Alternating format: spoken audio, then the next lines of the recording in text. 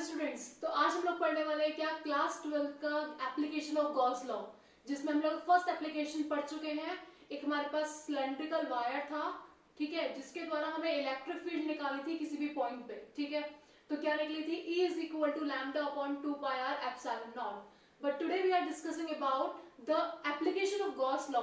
But application different है। क्या है कि हमारे पास एक प्लेन शीट है जिसके पास इनफाइनाइटली चार्ज्ड है, ठीक है, जो इनफाइनाइटली चार्ज्ड है, और मुझे इसके द्वारा इलेक्ट्रिक फील्ड निकालना है किसी भी पॉइंट पे, ठीक है।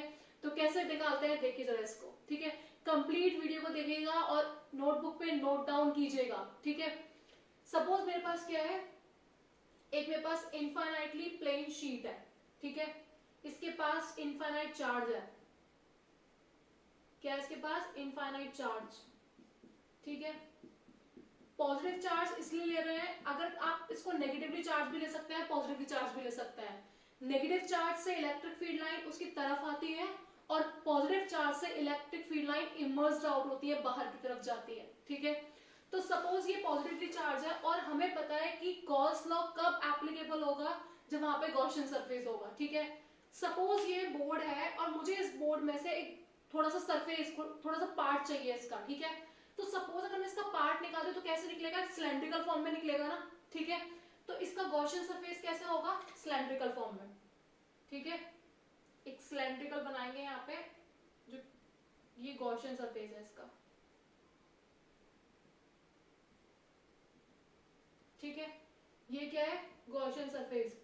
और सपोज मुझे इस पॉइंट पे, P पॉइंट पे क्या निकालनी है? इलेक्ट्रिक फील्ड निकालनी है, ठीक है। और ये क्या है इसका? आर रेडियस मान लीजिए, ठीक है। तो कैसे निकालेंगे हम लोग? सबसे पहले क्या दिमाग में, माइंड में क्या रखना है कि इसके कितने सरफेस है, गॉसियन सरफेस के एक्चुअली में सरफेस कितने हैं। तो 3 सरफेस होते हैं सिलेंडर के, जैसे मैंने आपको प्रीवियस वीडियो में बताया था। क्या? एक कर्व सरफेस, ये सर्कुलर सरफेस, ये वाला, ये सर्कुलर, ये कर्व, ठीक है। 3 सरफेस हो गए, ध्यान रखिएगा। 3 सरफेस है, 2 सर्कुलर, 1 कर्व। तो ये क्या हो गए? ये फर्स्ट सरफेस हो गया, ये सेकंड सरफेस हो गया, और ये थर्ड सरफेस हो गया। यहां तक कोई डाउट तो नहीं है, ठीक है। इलेक्ट्रिक फील्ड लाइन बाहर निकल रही है पॉजिटिव चार्ज से, ठीक है। तो यहां भी इलेक्ट्रिक फील्ड लाइन बाहर निकल रही होंगी, ठीक है। यहां भी इलेक्ट्रिक फील्ड लाइन बाहर निकल रही होगी, ठीक है। और यहां इलेक्ट्रिक फील्ड लाइन भी बाहर निकल रही होगी, ऐसे। इतना समझ में आया? कोई डाउट तो नहीं है? सरफेस एरिया हमेशा परपेंडिकुलर होता है सरफेस के, तो इसके परपेंडिकुलर होगा सरफेस के, तो कहां होगा बताओ?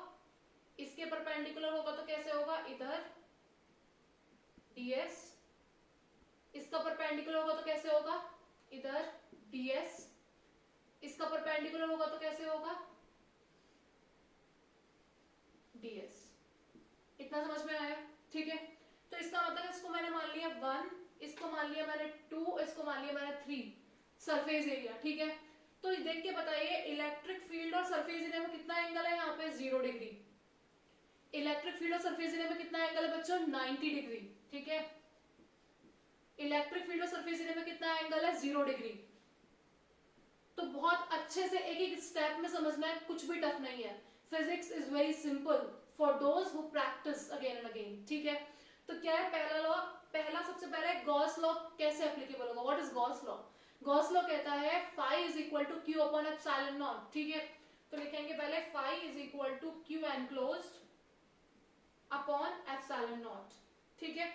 अब उसके बाद हमें निकालना है फाई नेट। इससे टोटल नेट फ्लक्स कितना निकलेगा? तो कितना निकलेगा?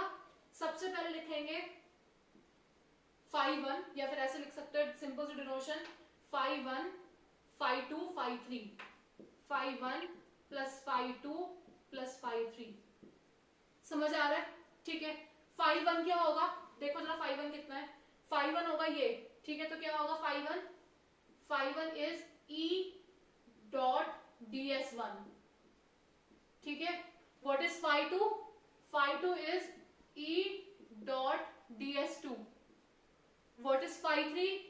E dot ds3। ये समझ में आया सबको? कोई डाउट तो नहीं है ना? ठीक है।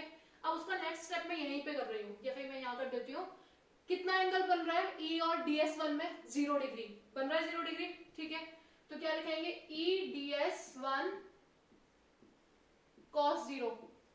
प्लस कितना एंगल बन रहा है यहाँ पे 90 डिग्री, तो वहां क्या लिखेंगे, मैं डायरेक्ट 0 लिख देती हूँ क्योंकि cos 90 की वैल्यू कितनी होती है 0, ठीक है। 3 में कितना बन रहा है ds3 और e में 0 डिग्री, तो क्या होगा e ds3 cos 0, cos 0 की वैल्यू कितनी हो गई 1, समझ आ रहा है। तो अगर निकाले तो कितना होगा, देखो e और e दोनों बराबर है, ठीक है, तो क्या हो जाएगा e, ये बचेगा क्या, ds का इंटीग्रेशन कितना होता है s1, cos 0 की वैल्यू 1, e कांस्टेंट, ds3 का इंटीग्रेशन s3 cos 0 की वैल्यू 1, हमें पता है s1 is equal to s1 जो है वो s3 के बराबर है, तो क्या हो गया ये 2es, s1 is equal to s3 is equal to s, ठीक है, इतना समझ में आ गया। ये किसके बराबर है, फाई नेट के बराबर है, ठीक है।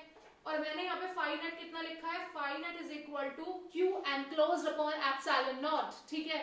तो अगर वहां पे पुट करोगे आप q enclosed upon epsilon naught is equal to 2es, ठीक है। अब देखो जरा इसके आगे क्या होगा, इसके आगे क्या करेंगे हम लोग,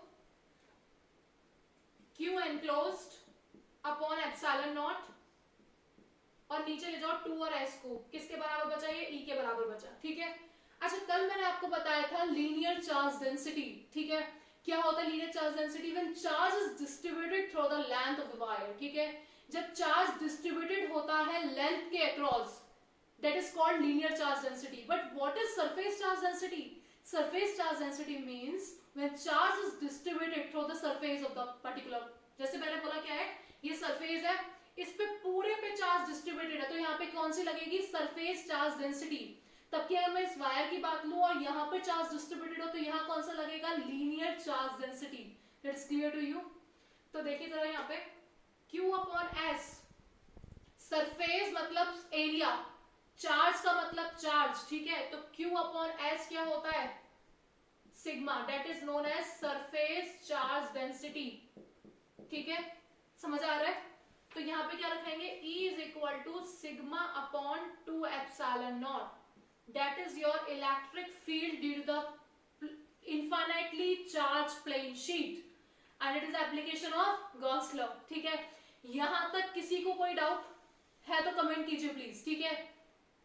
थैंक यू सो मच, और अपनी स्टडी कंटिन्यू रखें, ठीक है, और कोई भी परेशान होने की जरूरत नहीं है किसी को भी, just continue study. Thank you so much.